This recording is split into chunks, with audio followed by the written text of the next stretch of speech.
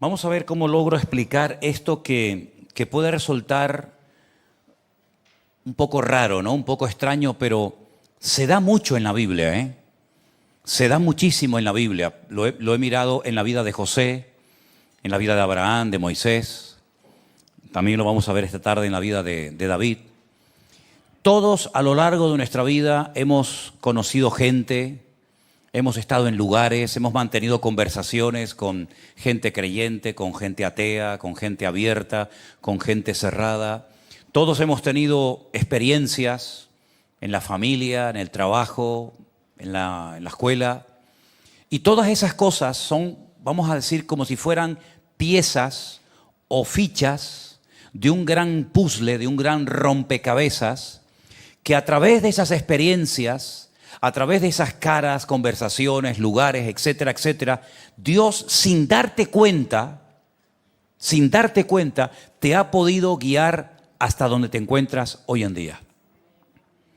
A veces has conocido a una persona y tú la has olvidado, pero por medio de esa persona, en ese lugar, en ese día, el Señor te estaba tal vez moldeando, te estaba preparando, te estaba indicando algo. Claro, ¿qué es lo que ocurre? En la inmensa mayoría de las veces, cuando miramos hacia atrás, entendemos el proceso. Entendemos el porqué de muchas cosas que nos han sucedido. Mientras nos están ocurriendo, como que no nos enteramos. Hay que estar muy atentos y hay que tener el corazón muy bien afinado y alineado con el Señor para entender que esa experiencia, eso que me está pasando o me pasó con esa persona, en ese país, en ese trabajo, era una forma de cómo Dios me estaba guiando hasta llegar al día de hoy. Por ejemplo, cuando el hijo de Abraham le dijo al padre: Padre, hemos hecho un largo viaje desde el sur de Israel hasta este monte Moriat, donde vamos a hacer un sacrificio. No era la primera vez que Isaac iba con su padre, evidentemente. Abraham era un hombre con una comunión con el Señor tremenda y en aquel momento, en aquella época, se acercaba uno a Dios por medio de sacrificios, de animales, etc. Y he observado que llevas el cuchillo, bien afilado, por cierto, llevamos la leña, llevamos el fuego, las brasas, pero falta el elemento fundamental de todo sacrificio, como es el animal. La víctima inocente que tiene que ser sacrificada, puesta sobre un altar, y de esa manera pues cumplimos con la norma que Dios nos ha enseñado. ¿Dónde está el cordero, Padre? Y Abraham le dice: el Señor proveerá. Y efectivamente así fue, ¿verdad? Dios proveyó, Isaac se salvó y allí quedó una lección para la historia, ¿verdad? Y sabemos que era como algo simbólico, representativo de lo que siglos más tarde ocurriría con la figura de Jesús, el Hijo amado, el Cordero de Dios, que quita el pecado del mundo. En esa frase, en esa respuesta ante la pregunta: Padre, el Cordero, el Señor proveerá, en español, cuando lo leemos en castellano, no lo vemos, no lo apreciamos. Pero en hebreo se puede ver, por una serie de letras, que dice: el Señor proveerá de cordero. Lo mismo ocurre en la vida de José, en la túnica de colores, con las personas que él se relaciona, con los sueños que tuvo, con las cosas negativas, aparentemente hablando, que le hablaron, que le pasaron. Uno puede descifrar las cosas que le iban a ocurrir en Egipto cuando él fuera vendido como esclavo. Es decir, que eso de la túnica de colores, eso de que sus hermanos no lo amaban, incluso querían acabar con su vida, que lo vendieron a Egipto, todo eso tiene detrás, digamos, como un mensaje oculto. Yo no sé si ustedes en algún momento jugaron a recibir una carta que aparentemente no se podía leer, era un papel en blanco, pero que cuando le ponías un fuego por debajo, iban saliendo las letras que se habían escrito. No sé si alguna vez han hecho eso. Pero la Biblia tiene muchas cosas que aparentemente están como ocultas y uno tiene que orar para que Dios te dé sabiduría y revelación para poder descubrirlas. Por eso los grandes hombres de Dios, los profetas de la antigüedad, dice que indagaron diligentemente qué tiempo, qué persona, qué detalle se nos ha pasado desapercibido, que no nos hemos dado cuenta del momento histórico en el que estamos viviendo. Dicho de otra manera, el Señor Jesucristo dijo: ustedes cuando ven cómo se oculta el sol, los rayos que el sol ha dejado al final, los colores, o el amanecer, o las nubes, el viento, ustedes han logrado discernir, ustedes han logrado interpretar si mañana va a llover, si no va a llover, si es tiempo de cosecha, tiempo de siega, etcétera, etcétera. ¿Y cómo es posible que ustedes que han desarrollado esas técnicas, esa facultad de interpretar los tiempos naturales, no hayan sabido también interpretar los tiempos y las ocasiones que tienen que ver con mi persona? Entonces vamos a ver en esta tarde que en la vida de David, que es el personaje del cual más habla la Biblia, si juntáramos todo el material que tenemos en la Biblia de David, sería inmenso. La Biblia habla más de David que de Moisés, de Abraham o de cualquier otro personaje. Y David fue una persona que lo conocemos desde muy joven y lo vemos en la cama muriéndose. Sabemos cómo era su padre, cuántos hijos tenía, cuántos hermanos eran. Sabemos dónde nació, dónde murió. Y podríamos ir viendo las distintas etapas por las cuales David fue pasando. Primero fue pastor de ovejas, luego fue ungido siendo muy joven para ser el rey de Israel, lo cual no significó que inmediatamente ya era el rey, sino que pasaron muchos años. Tuvo que conocer el país que tiempo más tarde iba a gobernar. ¿Y cómo lo conoció? Pues huyendo, ocultándose en las cuevas, conociendo perfectamente las montañas, los valles, todo. Y en ese tiempo en el cual estaba huyendo de Saúl, él conoció perfectamente el país y le vino bien, le vino muy bien, como a Moisés también le vino bien. Los 40 años que pasó en el desierto cuidando ovejas, se conoció el desierto de memoria, que después le vino bien cuando llevó al pueblo de Israel al desierto, ¿no?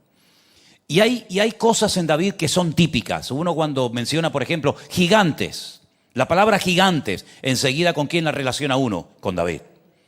Y sin lugar a dudas, David fue un gran guerrero. Esa fue otra etapa de su vida, ¿no? Antes de ser guerrero tuvo que ser pastor.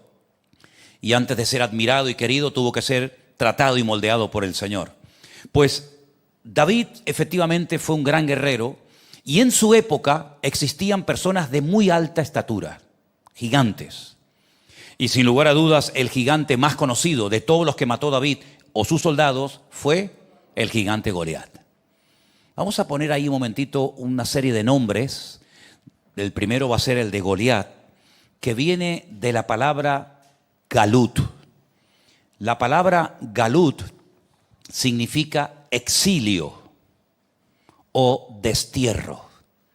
Fíjate que cuando él se enfrenta con el gigante Goliat, no es rey de Israel, ni siquiera es un soldado del rey Saúl, porque todavía es muy joven. Él fue al campamento a llevarle comida a sus hermanos. Él no fue a pelear. Él ni siquiera sabía que había un tipo por allí llamado Goliat que estaba amenazando al pueblo. Él se lo encontró de repente y dice: ¿pero este quién es? No, este es el gigante Goliat de los filisteos. Llevamos 40 días asustados porque todas las mañanas y todas las tardes viene con amenazas y blasfemando contra nuestro Dios. E incluso ha dicho: mira, en vez de pelear todos los soldados, vamos a hacerlo más fácil. Elijan ustedes a un hombre, ya nosotros tenemos al nuestro, y que se peleen esos dos y el que gane pues se lleva la victoria. Y cuando David llega al campamento a llevarle comida a sus hermanos, se encuentra con un panorama, con una situación que a él lo sacudió. Porque él lo primero que dice es: yo voy a ir a pelear contra él.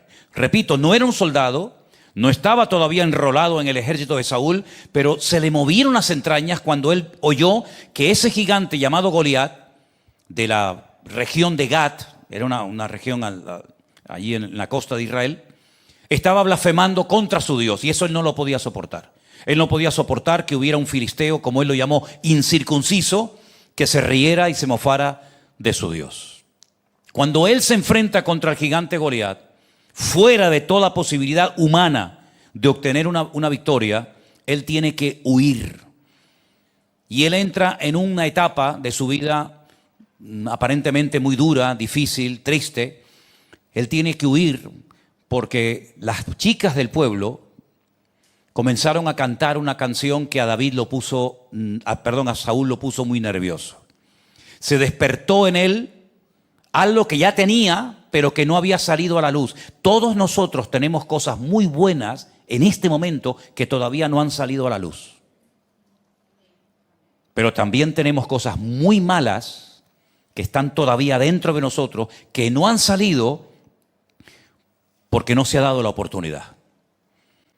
Por eso es muy importante aprender a conocernos, porque hay un potencial que puede estar dormido, dones, talentos, habilidades, llamamiento, etcétera, dentro de ti, que tú ni siquiera lo sabes, pero también puede ser que haya cosas que tú no has superado, que ni siquiera sabes que las tienes, que si no las controlas, te pueden jugar muy mala pasada.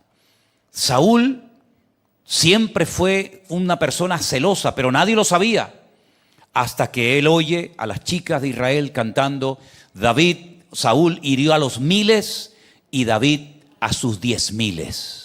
Y por una letra de una canción comenzó a cavar su propia tumba. Comenzó a darle lugar a esos celos amargos que lo terminaron destruyendo a él, a su familia y al país entero. Tremendo, ¿verdad? Y David tuvo que huir de la mano de Saúl porque él se enfrentó con un enemigo que el rey no era capaz de enfrentarse. Y ese nombre, Goliat, que viene de Gat, cuyo nombre significa Galut, destierro o exilio, se convirtió en una realidad durante muchos años en la vida del rey David.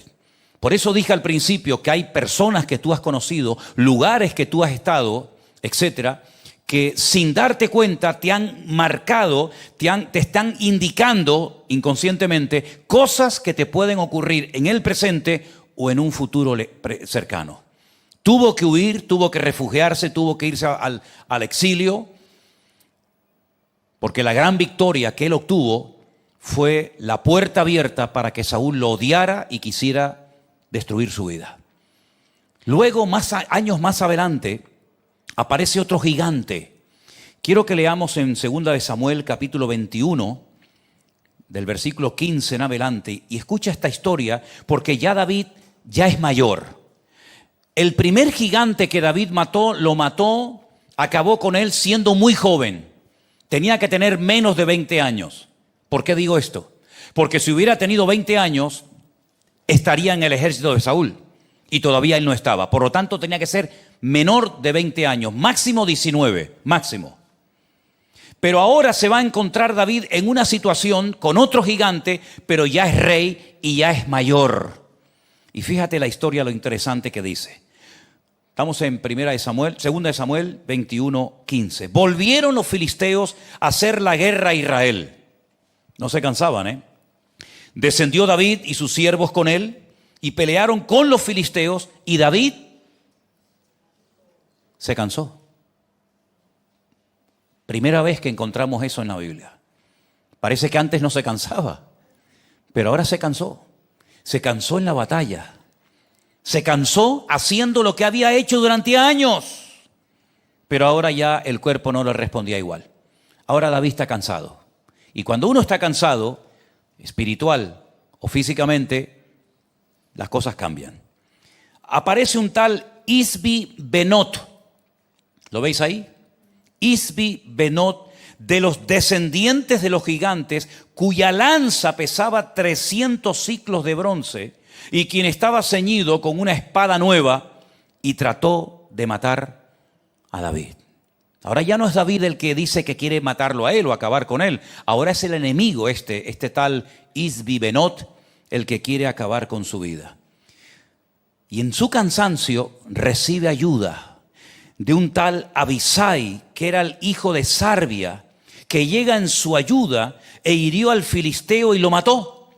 Entonces los hombres de David le juraron diciendo, otra etapa nueva en la vida de David, nunca más de aquí en adelante saldrás con nosotros a la batalla, no sea que apagues la lámpara de Israel. Tu tiempo se acabó. Hasta aquí tú has sido una lámpara, hasta aquí tú has sido un apoyo, hasta aquí tú has sido una bendición. Pero amigo, a partir de ahora te quedas en el palacio, te quedas en casa, porque ya has hecho todo lo que tenías que hacer. Y si no llega a ser por este soldado de él, Abisai, hijo de Sarbia, David probablemente ese día hubiera muerto, porque no tenía las fuerzas de, lógicamente, cuando era joven. Y este nombre, Isbi-Benot, significa habitante de la montaña. Habitante de la montaña.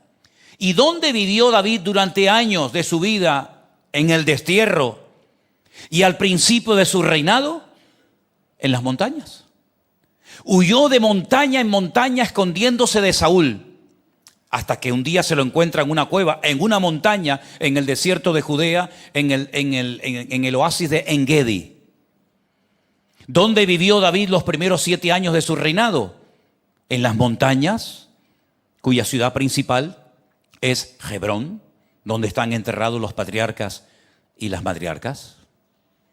¿Y dónde vivió David el resto de sus días? En otra montaña. ¿En qué montaña? En Jerusalén. Jerusalén está rodeada de montañas. Jerusalén, dice la Biblia, el Señor está alrededor de su pueblo como Jerusalén está alrededor de su pueblo. ¿Te das cuenta cómo a través de la interpretación o del significado de los nombres de estos gigantes vamos descubriendo cosas que le están ocurriendo a David? ¿Tú te crees que tú naciste en ese país por casualidad? ¿Tú te crees que en el año 1990 Elena y yo, junto con Priscila, que tenía 3 años, fuimos por casualidad a Argentina? No, es que si no hubiéramos ido a Argentina, probablemente Priscila hoy no estaría casado con un argentino. ¿Tú te crees que fue casualidad que a mí me mandaran de un lugar a otro cuando yo ya tenía mi destino fijo en un lugar y me mandan a otro lugar? No fue casualidad. Lo que ocurre es que en ese lugar fue donde conocí a Elena. Y así podríamos, claro, mirando hacia atrás, en el momento no te das cuenta, pero te vas dando cuenta de que hay lugares, personas, nombres, etcétera, experiencias que te han ido como abriendo puertas, te han ido como marcando el rumbo de tu vida, como por ejemplo Goliat, que significa destierro. David vivió en el destierro muchos años. Isbi-Benot, habitante de las montañas, significa su nombre, le indica que David viviría en las montañas durante muchos años. Pero veamos un tercer ejemplo. En 2 de Samuel, también capítulo 21, el verso 18 dice: otra segunda vez hubo después en God guerra contra los filisteos. Que los filisteos eran incansables, no se cansaban, siempre estaban en guerra. Entonces Sibecai, Usatita, mató a Saf, quien era uno de los descendientes de los gigantes. Y este nombre, Saf, significa umbral, pero se estudia su nombre como una nueva etapa en la vida. Un umbral es, por ejemplo, donde se puso el arca de la alianza. Detrás del umbral nos habla de etapas nuevas en la vida. ¿Te has preguntado alguna vez en qué etapa de la vida te encuentras en este momento? Algunos están tal vez en la adolescencia. Otros están en la vejez, otros están empezando su matrimonio o en el primer embarazo, o ya tus hijos ya son grandes, se casaron y tienes nietos. ¿En qué etapa de la vida tú te encuentras en este momento? Porque lo que está bien claro que en la vida de David, de Moisés, de Abraham y de la nuestra también, vemos que hemos ido pasando por diferentes etapas. Etapas mejores, etapas peores, casados, solteros, jóvenes, ancianos, etc. Y en cada una de esas etapas el Señor nos ha ido tratando. El Señor nos ha ido mostrando su fidelidad, su amor, su misericordia. Como también en la vida de David hubieron muchas etapas, pero en todas y en cada una de ellas Él vio y descubrió la mano poderosa de su Dios. ¿Cuántos dicen amén?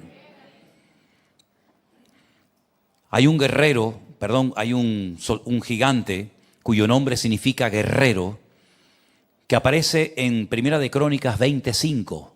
Su nombre es Lami. Volvió a levantarse guerra contra los filisteos y el Anam, hijo de Jair, mató a Lami, que era el hermano ¿de quién? De Goliat. Por eso David cogió 5 piedras, porque sabía que Goliat tenía varios hermanos, y ahí hay uno. Se llamaba, como dice ahí, Lami, que era el hermano de Goliat geteo, el asta de cuya lanza era como un rodillo de telar. Y ese nombre, Lami, significa guerrero. Y cuando matan a ese general, perdón, a ese gigante, la nueva etapa en la que se encuentra David es en una etapa de guerrero. Venga guerras y otra y una y otra, y ahora con los filisteos, y ahora con estos, y ahora con aquellos. ¿Te das cuenta cómo la vida de cada uno de estos gigantes o experiencias, vamos a llamarlas así, de experiencias, de etapas en la vida de David, fueron marcando que si el exilio, que si la vida en las montañas, que si nuevas etapas de comunión y de relación con el Señor, ahora es un guerrero, etcétera, etcétera. Todos y cada uno de nosotros hemos pasado y pasaremos por diferentes etapas, y por eso es muy importante que de vez en cuando te pares y te preguntes, ¿por qué nos pasó a nosotros eso? ¿Por qué apareció esa persona en nuestro matrimonio? ¿Por qué pasó esto aquí? ¿Por qué pasó esto allá?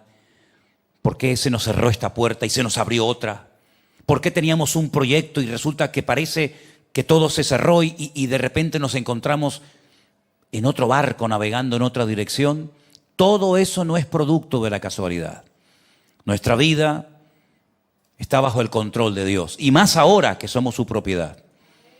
Por eso la queja frena el proceso de Dios en tu vida. Por eso el quejarte, el no tener ese discernimiento y esa sabiduría te ciega, te embrutece de tal manera que no eres capaz de entender el porqué de las cosas. Pero hay un quinto gigante que no nos dice su nombre, pero se nos dice de él algo muy interesante, que tenía 24 dedos en el cuerpo. Algunos estarán diciendo, yo también tengo 24. Digo, no me diga. No, nosotros tenemos ¿cuánto? Tenemos 20. Este tenía 24. 6 en la mano derecha, 6 en la mano izquierda, 6 en un pie y 6 en otra. En total, 24 dedos. No nos dice su nombre, pero dice que era de Gat. Y Gat también significa lagar. Y un lagar es un lugar donde se prensa, donde se pisa la uva para hacer vino.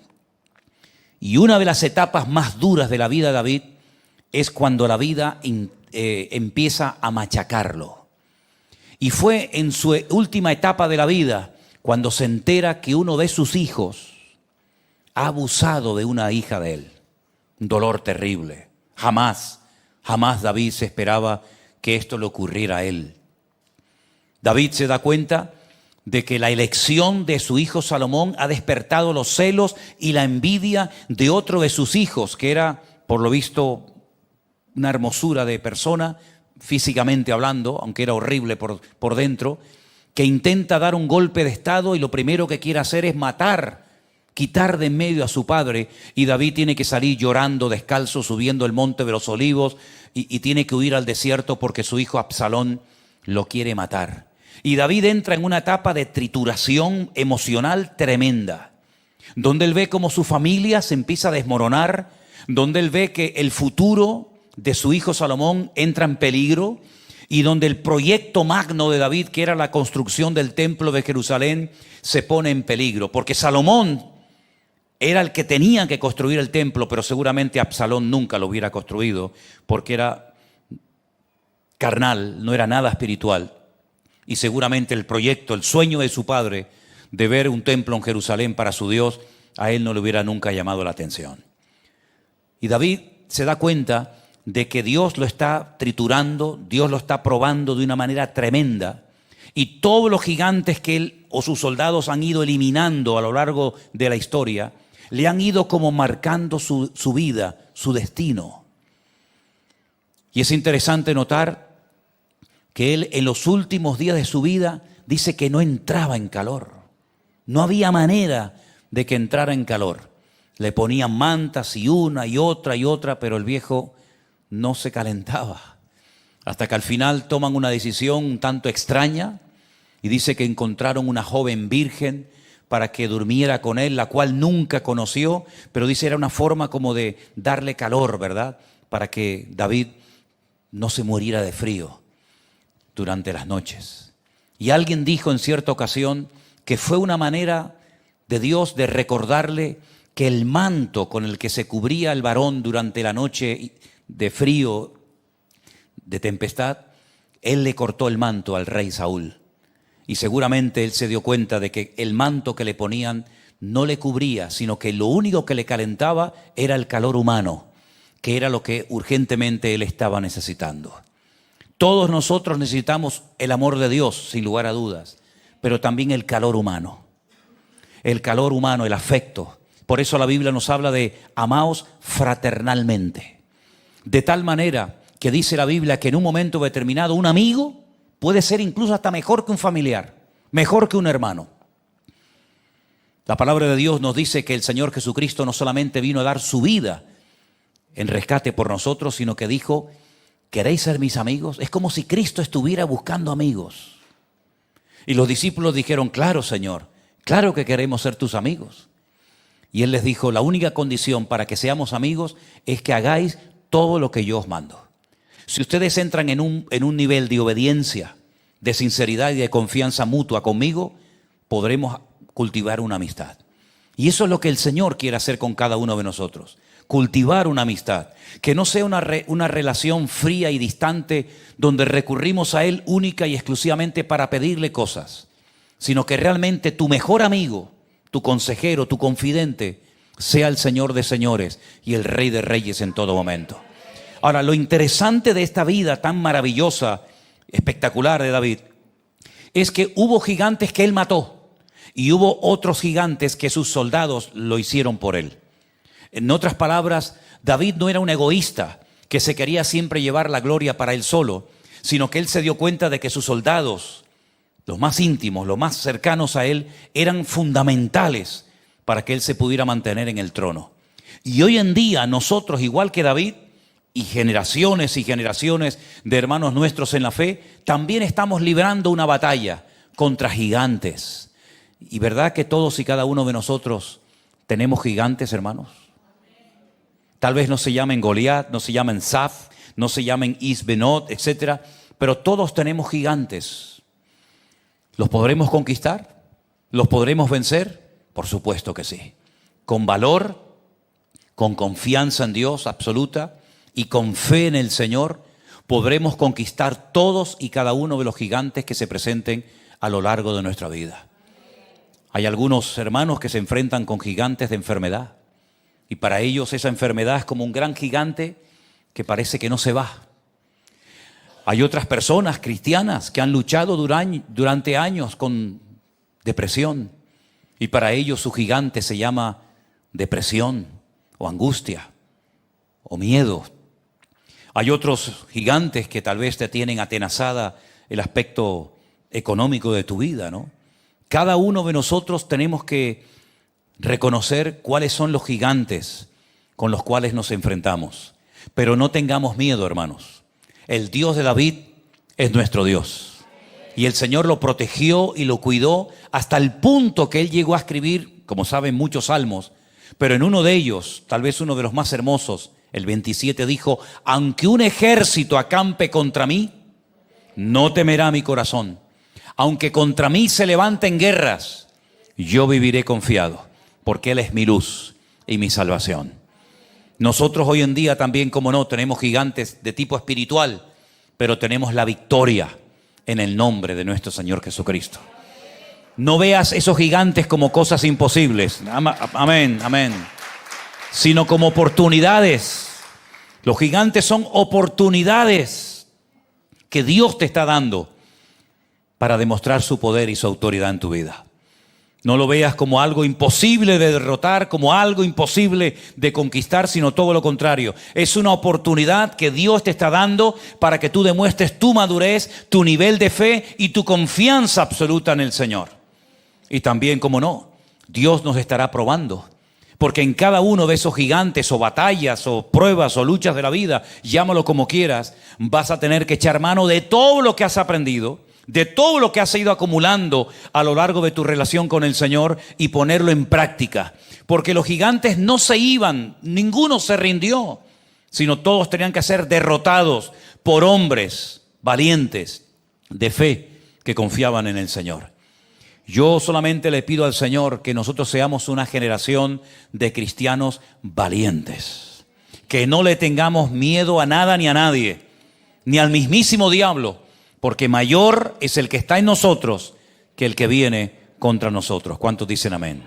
Pongamos la lista en la pantalla una vez más y repasemos los nombres de estos gigantes que marcaron en cierto sentido la vida de David. Por supuesto, el más importante y conocido, Goliat, Isbi-Benot, Saf, Lami, y este personaje de 24 dedos que no le sirvieron de nada, como si hubiera tenido 50.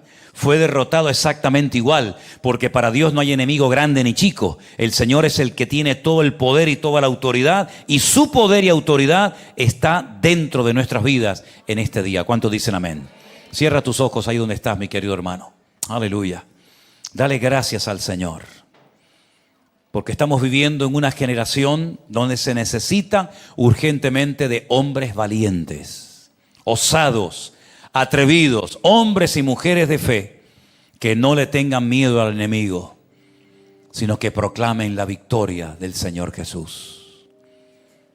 Y mientras tenemos nuestros ojos cerrados, déjenme que les lea unos versículos escritos por un gran valiente, un gran guerrero de Dios, llamado Saulo de Tarso. Él escribió una carta a una iglesia en Roma y les dijo: sabemos, los que amamos a Dios sabemos que todas las cosas nos ayudan a bien. Esto es, a los que conforme a su propósito hemos sido llamados. Porque a los que antes conoció también los predestinó para que fuesen hechos conforme a la imagen de su Hijo, para que Él sea el primogénito entre muchos hermanos. Y a los que predestinó, también los llamó. Y a los que llamó, también los justificó.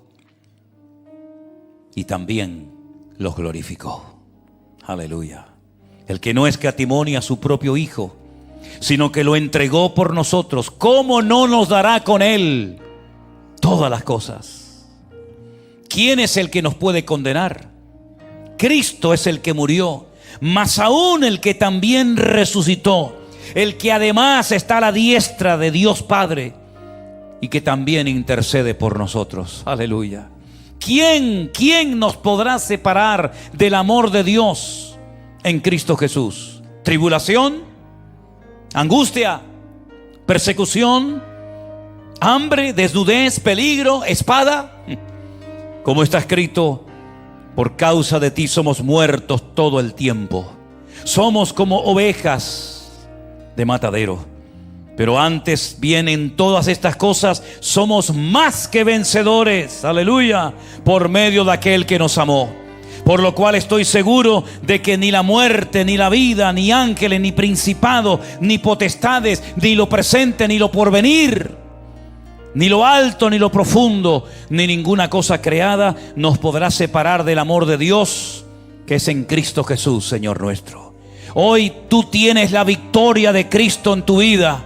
Hoy tú tienes la victoria del Señor en tu corazón, para que puedas levantarte en el nombre del Señor y no ser una víctima de nada ni de nadie.